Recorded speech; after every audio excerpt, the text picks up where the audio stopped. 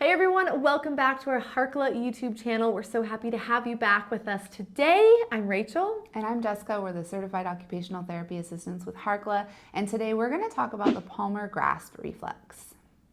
If you are new here, if you are uncertain of what these primitive reflexes are that we talk about, don't worry. We have you covered. We have tons of previous content that explains everything you need to know. We've got podcasts, blog posts, YouTube videos, you name it, we have it. We'll link everything that you need in the description below this video. So get started there and then hop back and we're gonna deep dive into that Palmar Grasp Reflex today.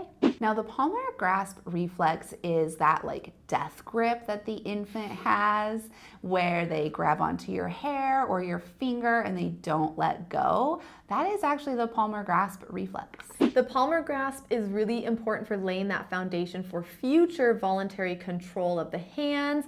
It's really important in building that bond between the adult and the child in infancy. So when the infant's palm is stroked or touched or pressed upon, the fingers automatically curl and grasp onto whatever is in the palm. This reflex is also directly connected to the mouth. And so when the child is closing their hand around something, when they're squeezing their palms, their mouth will often imitate, not often, their mouth will always imitate what their hands are doing. So that's why when a baby is nursing or drinking from a bottle, you'll often see when they are sucking that their palms are contracting and squeezing as well. Now the Palmar Grasp Reflex is developed in utero, should be fully present at birth, and is integrated between 3 and 6 months of age. And often what we'll see is that around this time, the infant is able to intentionally reach and grab a toy and intentionally let it go, intentionally pass it between their hands.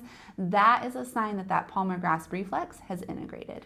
When we say integrated, we mean that the reflex goes away, right? So we want these reflexes to mature, to lay that foundation for higher level skills to develop. And when they don't go away or when they don't integrate, we call those retained reflexes. And that's what we're trying to move away from. We don't want these reflexes to be retained, or if they are retained for any reason, then we want to work on integrating them.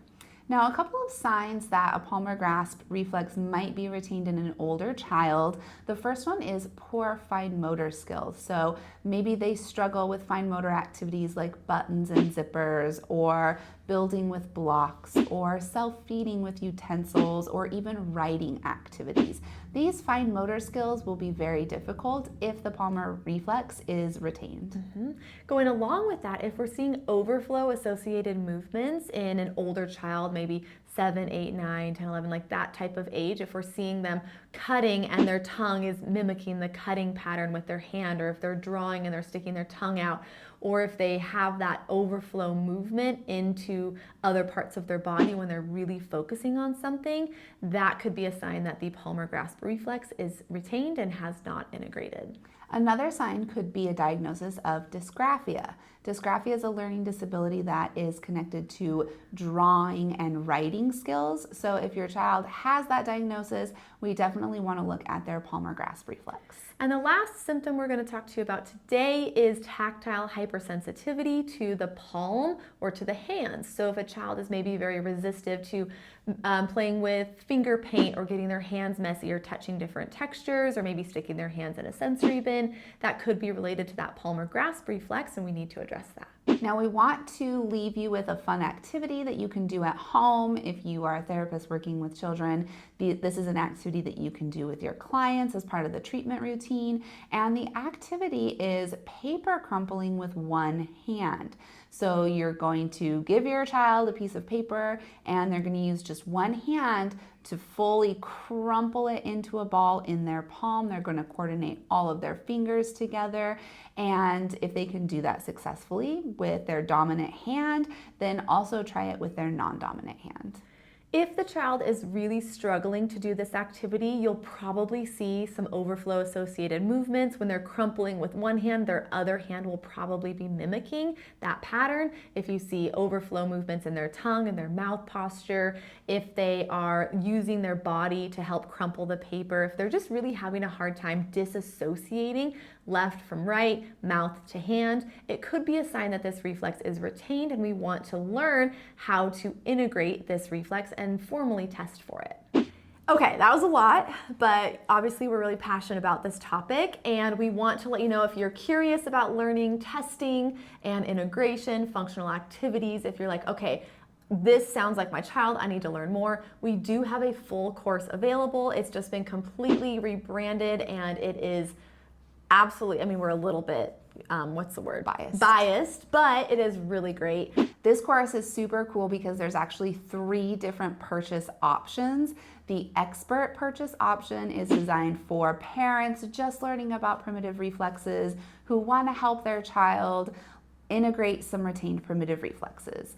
The second option is the master purchase option, and this is more geared towards professionals, educators, therapists who are working with children who want the full gamut of everything you can possibly have to help with primitive reflex integration.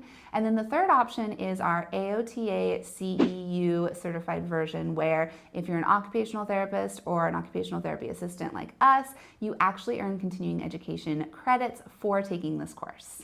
The other thing that is really exciting, I'm just so excited. Okay. I know. The other thing that is so exciting about the AOTA CEU version is you actually get this workbook included in your purchase. So this workbook includes all of the PDFs and resources that you get in all of the courses, but it's just printed in this handy dandy workbook.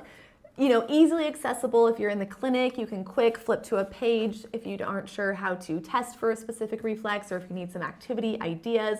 There are tons of options in here and it just makes the course like more applicable and it's just so much easier to implement when you have everything in front of you. But again, the PDFs are included in all of the options. The AOTA version just includes this workbook. You can purchase the workbook separately if you don't need the AOTA CEUs, but you still want the workbook, that's an option as well. Like Rachel said, there's a ton of PDFs that come with all 3 purchase options. All 3 options also include lots of video demonstrations so that all the activities and exercises we teach you, there's a video to follow it up so it shows you exactly what it should look like and what it shouldn't look like. So we kind of go back and forth and show you all of the different things. And another great thing is there's a discussion forum within the course. So if you have questions or comments as you're going through the course, you can pop in there, put your question in there. Rachel and I will actually go in there a couple of times a week and respond to any questions, have these amazing discussions and brainstorming sessions within the course. The course also includes checklists for kids, for parents, for adults to really help identify if those reflexes are retained or not before you move into that formal testing, which we teach you. We also have case studies as well in this course, so that way you can see us testing kiddos. You can see what these reflexes look like when they are retained or when they're integrated based on real kiddos, which was some input that we'd received from our previous course. We went ahead and added that in to this version, and it just makes the application so much easier. Yeah. So like Rachel already said, we're super excited for this course. You can find the link to the course in the description below. So that is it for you today. We hope that it was helpful. We had a great time chatting with you about these reflexes. You know we're completely obsessed about this topic. Make sure that you follow us on Instagram if you don't already. You can find us at Harkla_family as well as at All Things Sensory Podcast. Going along with that, we do have a podcast with tons of episodes. We talk a lot about reflexes there as well. Obviously, it's about sensory, so we talk about that too. You can find it on all major podcast platforms. It's called All Things Sensory. Make sure you're subscribed to our YouTube channel so you never miss another video. Leave a comment if you enjoyed this video today. Share it with a friend who might also find it helpful, and we will talk to you next week. Okay, bye.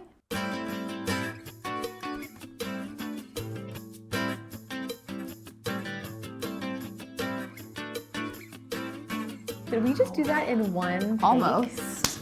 Woo! That was really good.